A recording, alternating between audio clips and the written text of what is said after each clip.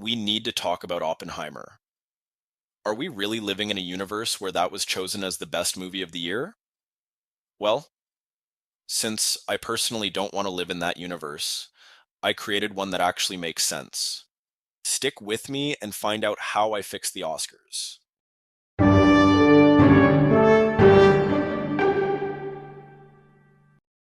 Hello, movie fans. Welcome back to the channel. Today, I'm doing a very interesting exercise. Because the Oscars are coming up, I thought it would be a good time to revisit the recent winners. I have complicated feelings about the movies that won so far this decade, so I've gone ahead and swapped in those that I wish did not win. So, without further ado, let's go through every year in the 2020s decade and let's see which movies I chose as the rightful winners.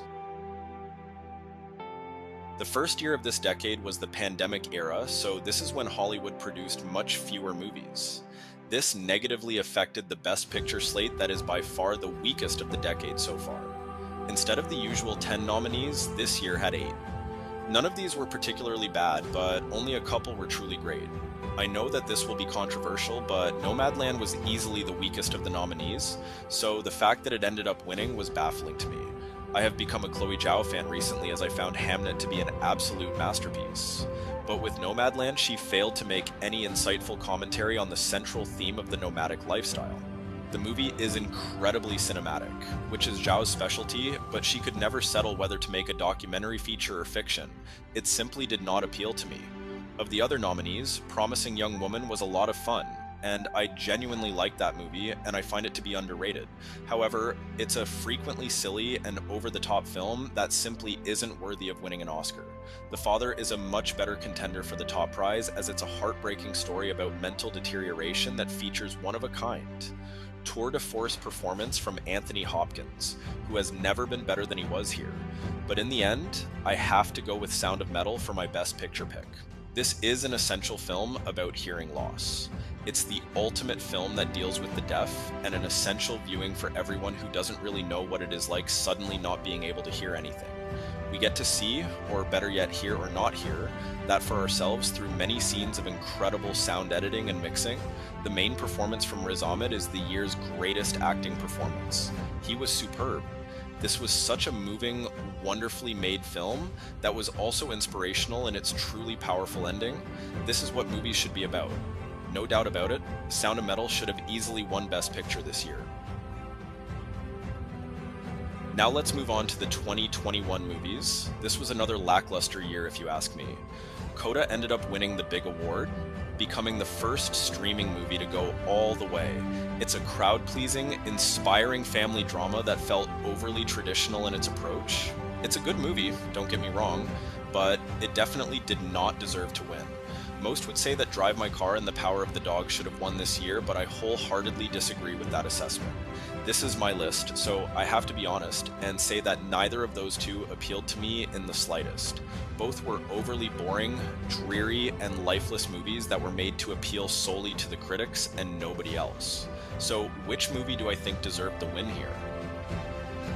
Well, this is a tough choice, as this slate was not great at all. The best movies of the year for me, Mass, Red Rocket, and The Last Duel, were all utterly snubbed, so I am now left to choose between lesser films.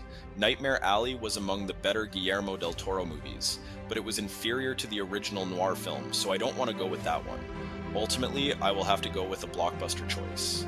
Yeah, that really happens for me, but in this very mediocre list of nominees, Dune easily takes the cake as the best and most accomplished movie of the bunch.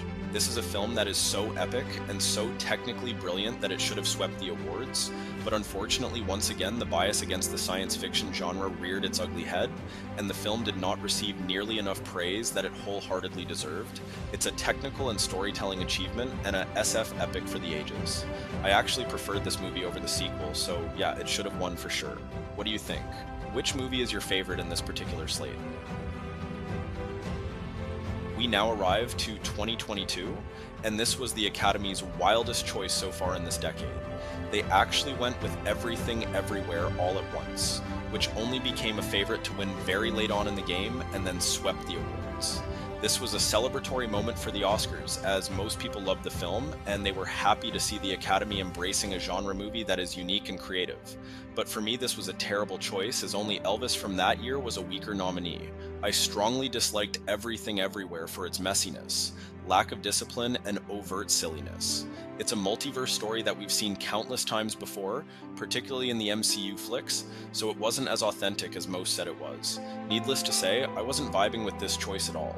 I have a hard time picturing what other movie could have won that year had Everything Everywhere not been in the picture, though.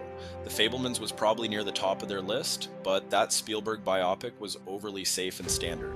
When it comes to my favorite nominees, Tar would have to rank near the top of the list. This film had a lot to say about cancel culture and separating the art from the artist, which made it very relevant. Cate Blanchett was outstanding in what quite possibly could be her career best role. With that being said, even though Tar is excellent, I actually have to go with the Banshees of Inisherin here. This is a gloriously unhinged and sophisticated tragicomedy that once again confirmed how incredible Martin McDonagh is as a filmmaker, even topping his previous feature Three Billboards, which was also my favorite movie of its respective year. I just admire this director so much, and I find him to be immensely underrated. It's rare for a story like this to make you empathize with both of its main characters, even though it is pitting them against each other throughout, but Banshees succeeds at that, and then some. Brendan Gleeson and Colin Farrell were both fantastic, and the movie was both thematically rich and superbly executed on all fronts. It's a modern masterpiece, and it's a shame that it had to lose, especially to such an immature mess. Before continuing to 2023, which is the most frustrating year, I want to take a quick moment to thank you for watching this far into the video. I'm brand new to YouTube, so every one of you first subscribers and watchers are much appreciated. Make sure to leave a like if you are enjoying my content, and I will make sure to step up my game and bring better and better stuff to you. So far I've done rankings and opinions, but I've got much more creative and educational stuff planned. Thanks again, and let's move on with the video.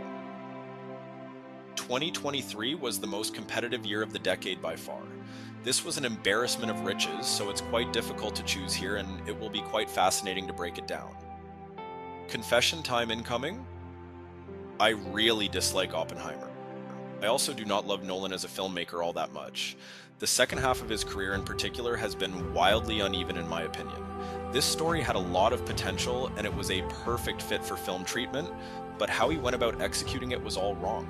The movie is devoid of any purpose or point of view.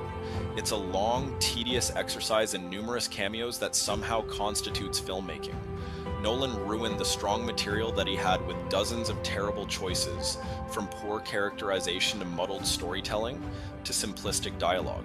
Oppenheimer is regarded as the best film of the year by default, but in this exceptionally strong year for cinema, it fares as one of the most overrated and middling. So yes, Oppenheimer should not have won, but it was clearly Nolan's time to be honored, so I get this decision at the end of the day. I would certainly not go with Barbie either, as that movie was beyond preachy, even if it was admittedly a lot of fun. The Holdovers was another favorite, but it was too conventional overall. Poor Things, however, was very interesting. This was the movie that finally got me on board with Yorgos Lanthimos after not liking his movies prior to this point. It's a wild ride that featured Emma Stone at her best. Past Lives is a lovely romantic drama that is both tragic and introspective. I still remember fondly watching it while on my summer vacation. It's such a beautiful movie. Killers of the Flower Moon is another stupendous film and one of Scorsese's best. It's such a difficult film to watch, but an essential lesson in American history, and I would much rather have them honor Scorsese for this movie than The Departed. As for Anatomy of a Fall, it was the international movie of the year for many, and it's truly a powerfully constructed, superbly acted courtroom drama that has a lot to say and does it confidently. Ultimately, my pick for this year, without a doubt, is The Zone of Interest. There have been hundreds of movies dealing with the theme of World War II, but none approach this subject in the way that Jonathan Glazer did. What this visionary filmmaker did here was to shy away from depicting any violence, but invite us as the audience to just observe this family living right nearby the concentration camp. Through its slice-of-life approach to storytelling and a minimalist script that is admirably devoid of any unnecessary conflict, it literally invites you to witness the complicity of the people that you are observing, but also to recognize our very own tendencies to avoid these unpleasant truths. It's a brilliant, timely movie that will go down in history as among the very best that this decade had to offer. What movie would you choose for this particular year? I would be really interested to hear, so let me know down in the comments. Finally, let's discuss the developments of last year's Oscars. 2024 saw the unexpected win for Anora, an indie darling that was still not a huge favorite before the awards themselves. Before this year, there were two Best Picture winners back-to-back that I simply did not connect with. So imagine my surprise that the Academy finally decided to honor one of my favorite movies of that respective year. I have been a Sean Baker fan since seeing Tangerine back in 2015. He has been firing on all cylinders since then, so I was so happy that he finally got the recognition that he so obviously deserves. Anora is his funniest movie so far. It's surprisingly such a strong comedy that made me laugh out loud multiple times, especially in its crazy second act. But then it pulls the rug out from beneath you, making you feel quite emotional during its absolutely perfect, bittersweet ending. I love this film to pieces, and it ranks among the most deserving winners of the century so far. So what I have to do here is not change anything actually.